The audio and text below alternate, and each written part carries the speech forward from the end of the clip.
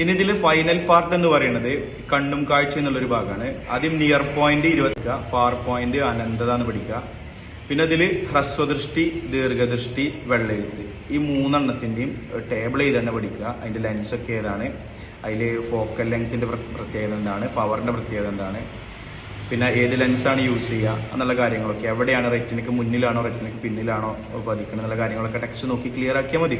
അഥവാ ഹ്രസ്വദൃഷ്ടി, ദീർഘദൃഷ്ടി, വെള്ളെഴുത്തത്, that means myopia, hypermetropia, presbyopia, ഈ 3 കണ്ണിന്റെ പോരായ്മകളും പഠിക്കുക. അതേപോലെ തന്നെ അതിലൊരു സമഞ്ജന ക്ഷമത ഉണ്ട്, പവർ ഓഫ് അക്കമഡേഷൻ എന്ന് പറയുന്നൊരു പോയിന്റ് ഉണ്ട്. ഇതൊക്കെ ക്ലിയർ ആയിട്ട് വായിച്ചു കൊടുക്കുക.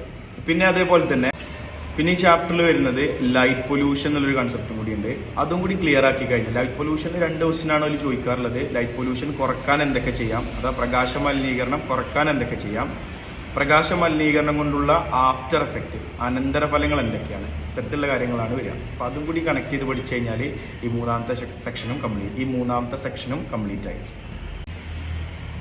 അപ്പോൾ ഈ 3 സെക്ഷൻ ക്ലിയർ ആക്കിങ്ങാണ്ട് പഠിച്ചു കഴിഞ്ഞാൽ 3rd ചാപ്റ്ററിലെ പോയിന്റ് മാർക്ക് നമുക്ക് പോകില്ല.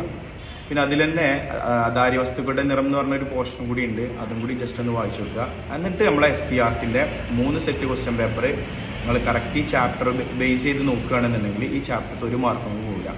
ഓക്കെ.